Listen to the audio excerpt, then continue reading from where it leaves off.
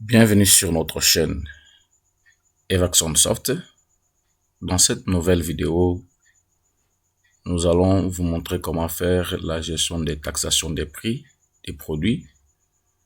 Dans la vidéo précédente, nous avons vu comment faire la gestion des approvisionnements. Et maintenant, nous allons passer à la gestion des taxations des prix. Nous cliquons sur prix. On nous affiche cette interface qui est devant nous là. Il n'y a pas grand chose. Nous devons préciser le prix de chaque produit. On cherche d'abord à afficher ce qui se trouve dans la base de données. On clique sur l'œil. On voit que nous avons déjà fait la taxation des prix de certains produits. Par exemple, ampoule Apollo, farine Break, allumettes Simba, tomates Apollo, sardines et consorts. On affiche dans notre liste des produits là-bas. Nous avons soit la possibilité de saisir les produits. Là, on saisit les produits là-bas, par exemple, allumettes. On commence avec A, on nous affiche tous les produits qui commencent avec A. Tu vois que allumettes Simba était déjà précisé et ampoule Apollo c'était déjà. Soit on clique sur l'œil là pour afficher tous les produits que nous avons. Je vois que nous avons 8 produits ici et ces 8 produits étaient déjà approvisionnés. Il nous reste juste à préciser les prix des 2 produits qui restent. Nous avons les tôles BG34 et BG24 qui ne sont pas encore précisés. On clique sur le produit tôle BG24. Là, on nous reproduit son identifiant. Et là-bas, maintenant, nous allons préciser les prix pour les consommateurs et pour les vendeurs. Donc, un même produit peut avoir deux prix différents en rapport avec la catégorisation des clients aussi. Et c'est supposé que l'entreprise vend des produits à une catégorisation des clients tout à fait différente. Il y a des vendeurs, des revendeurs et aussi des simples consommateurs. On va préciser les prix pour les deux types de clients là. Au niveau des consommateurs, on va mettre par exemple c'est 2500 ou bien 25 000 par carton. Là, c'est pour les revendeurs, les consommateurs plutôt. Et pour les revendeurs, nous allons mettre 23 000 par exemple. Parce que les consommateurs et les revendeurs ne peuvent pas acheter au même prix. Ok, on enregistre. L'enregistrement a été effectué. On va maintenant au niveau des tôles BG24. On précise le prix des consommateurs, c'est, prenons par exemple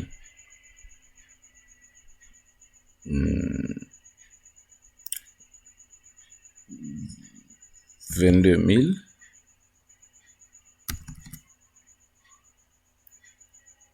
Et le prix du revendeur, 20 000. On précise, voilà, c'est effectué. Là, j'espère que nous avons fait la taxation de tous nos produits, ce qui va maintenant nous amener à la vente des produits. Et on peut imprimer cette liste-là des produits, des prix des produits. Nous avons toute la liste des prix des produits là-bas. On peut en faire tout ce que nous voulons. On peut exporter en web des PDF comme on avait fait dans l'autre vidéo. Là, c'est bon. Nos clients seront maintenant fixés sur les prix des produits.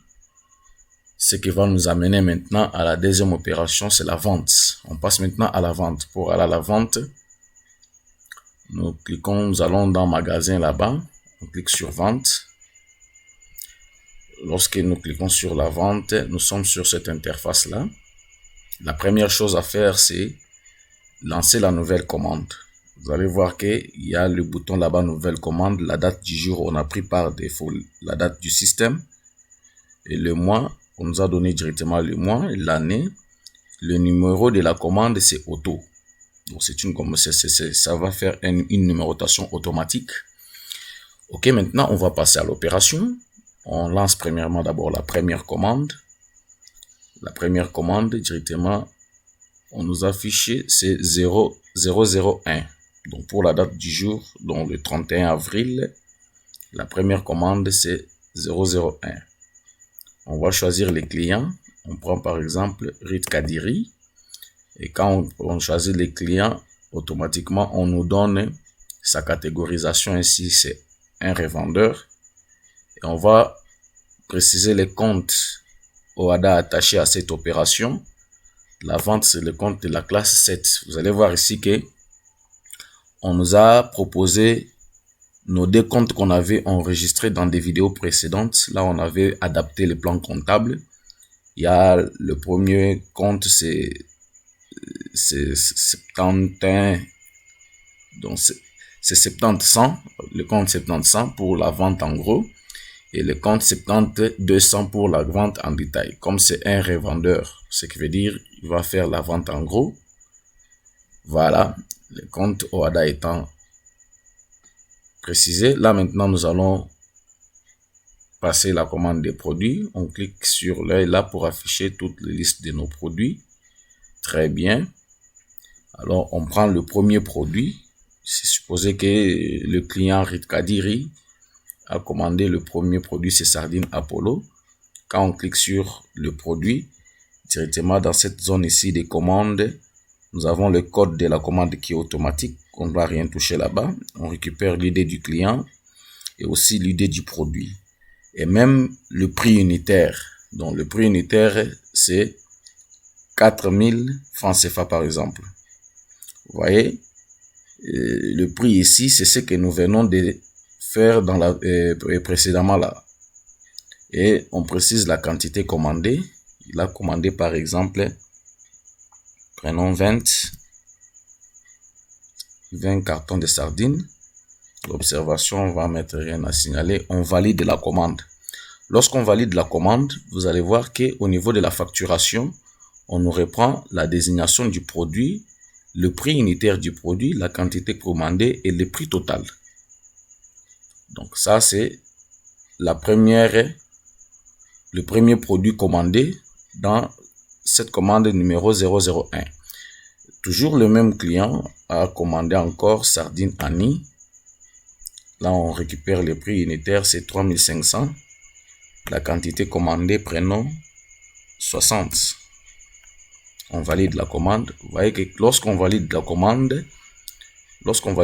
là-bas, on va sardine Annie, le prix unitaire 3500, la quantité commandée c'est 60 et le prix total c'est 210 000 francs. Vous allez voir en bas ici dans cette zone où on va mettre les totals à payer. Vous voyez que les totals à payer directement c'est des 29 000 et 290 000 francs CFA. Et le net à payer 290 000 francs CFA aussi. On continue toujours. L'autre produit commandé, c'est... Voilà. Vous allez voir que quand nous avons cliqué sur tomate Apollo, on nous dit que le stock du produit est vide. Ça veut dire on n'avait pas lancé la commande pour la tomate Apollo. On est allé vérifier dans la base de données pour dire qu'il n'y avait pas d'approvisionnement. On n'avait pas fait d'approvisionnement pour ces produits-là. Donc là, le stock est vide. On ne peut pas vendre ces produits-là. OK? Alors, nous allons sur BG, tôle BG 34. On nous affiche le prix unitaire. Il est là par commandé par exemple 50 tôles. On valide la commande. Et lorsqu'on valide la commande, vous voyez qu'au niveau du total à payer, ça ne fait qu'augmenter. Ça ne fait qu'augmenter. Alors, je pense que, supposons, là j'ai encore autre commande, c'est prenons par exemple farine break. Un autre produit toujours dans la même commande. Farine break, il a pris par exemple 30 sacs. Lorsqu'on valide la commande, on ajoute toujours à la facturation. Et le net et le total à payer, c'est 1 500 000 francs CFA. Et supposons qu'on a fait une réduction, on a accordé une réduction au client potentiel, par exemple, et une réduction de 0,2% sur le total commandé. Là, on va préciser, par exemple, là-bas, la réduction, c'est 0,3% par exemple. Et après avoir, ça c'est au cas où il y avait une réduction qui avait été accordée. S'il n'y a rien, on laisse. Vous savez que quand on met la réduction 0,3, en bas directement, on calcule le net à payer. Le net à payer, c'est 1 495 500 francs CFA. Pendant que là-bas, le total à payer, c'est 1 500 000 francs CFA. Voilà. Après, maintenant, nous allons préciser les modes de paiement. Le mode de paiement ici, on précise d'abord, on clique, on nous propose les modes de paiement par caisse, les modes de paiement par chèque bancaire, les modes de paiement crédit ou bien par virement bancaire.